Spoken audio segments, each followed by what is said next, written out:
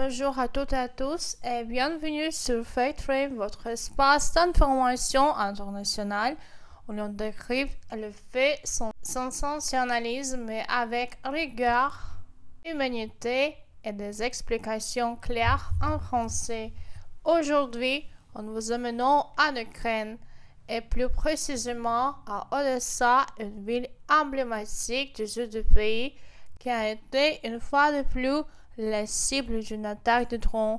Ce jeudi 20 juin 2025, le sirène d'alerte ont ralenti pendant la nuit et au petit matin, colonne de fumée noire s'élevait au-dessus de la ville.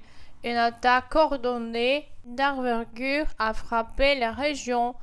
Résultat, des incendies, de blessés, en mort et des infrastructures essentielles endommagées. Que s'est-il passé exactement? Pourquoi Odessa est si souvent visée? Et comment l'Ukraine tente-t-elle de résister à cette guerre d'usure? On vous explique tout. Je vous explique quelques mots suivants. Guerre d'usure, ça signifie un conflit qui cherche à épuiser à l'ennemi à long terme. Envergure, ça signifie ampleur, taille importante. Tout a commencé la nuit du 19 au 20 juin. À partir de 23h, les forces ukrainiennes ont détecté le lancement d'une vague massive de drones kamikazes Shahed, originaires d'Iran, mais utilisés en masse pour l'armée russe. Ces drones sont redoutables. Ils volent bas, sont difficiles à repérer et explosent à l'impact. En tout, 86 drones ont été lancés vers l'Ukraine, dont un grand nombre spécifiquement dirigés vers la région d'Odessa. Heureusement, les défenses ukrainiennes ont réussi à abattre 34 drones avec leur système anti-aérien. De plus, 36 autres ont été neutralisés grâce à la guerre électronique, un ensemble de techniques qui consiste à brouiller le signal GPS ou à prendre le contrôle à distance de l'engin. Enfin, certains de drones n'étaient que de l'or. Ils ne contenaient pas d'explosifs, mais étaient envoyés pour saturer la défense et détourner l'attention. Je vous explique quelques mots suivants. Drone kamikaze, ça signifie un appareil vol sans pilote qui explose à l'impact. Neutraliser, ça signifie rendre inoffensif. Guerre électronique, ça signifie ensemble de méthodes pour brouiller ou interférer avec le système ennemi. Leurre, ça signifie fausse cible utilisée pour tromper l'ennemi. Malgré tous ces efforts, plusieurs drones ont été leur cible, provoquant une scène de chaos au cœur même d'Odessa. Des bâtiments résidentiels, c'est-à-dire des immeubles où vivent des familles, ont été gravement endommagés et certains ont pris feu immédiatement. Les flammes se sont propagées rapidement aux étages supérieurs. On parle de plusieurs incendies simultanés que les pompiers ont du mal à maîtriser dans les premières heures. Un bâtiment universitaire a été touché. Son toit s'est effondré sous l'effet de l'explosion. La gare ferroviaire d'Odessa, une note cruciale pour les évacuations civiles et les livraisons humanitaires, a également été ciblée. Les rails ont été endommagés, des voies ferrées tordues pour le chaleur et les lignes électriques coupées. Autre cible inquiétante, un gazoduc essentiel pour l'alimentation énergétique de la région. Une fuite aurait pu entraîner une explosion encore plus meurtrière.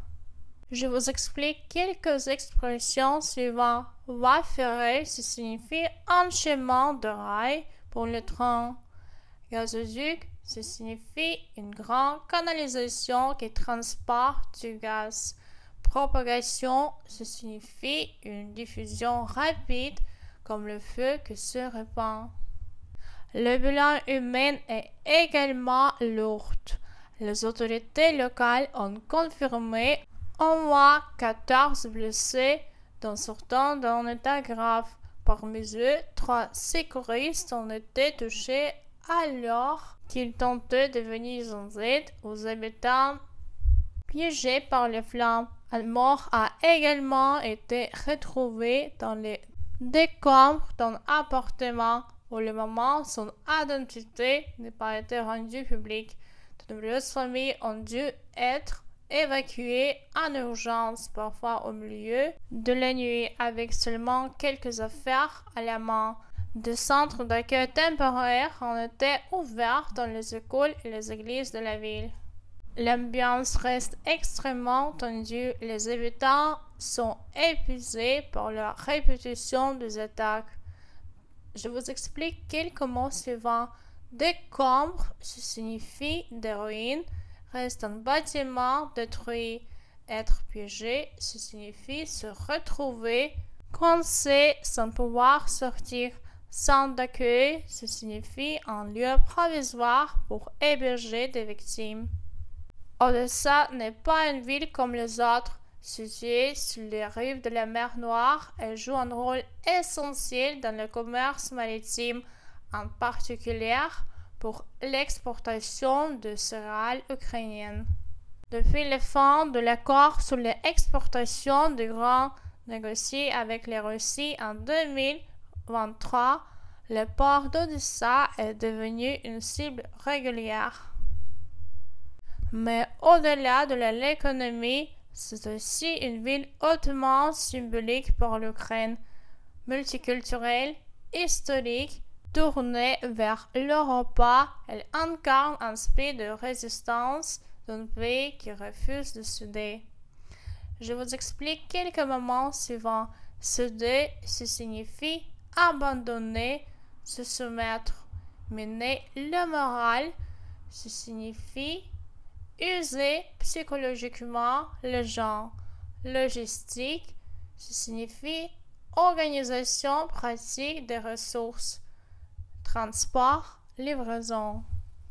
Dans la matinée, le gouverneur régional Oleg Kipper a publié un communiqué dénonçant un acte terroriste contre les civils.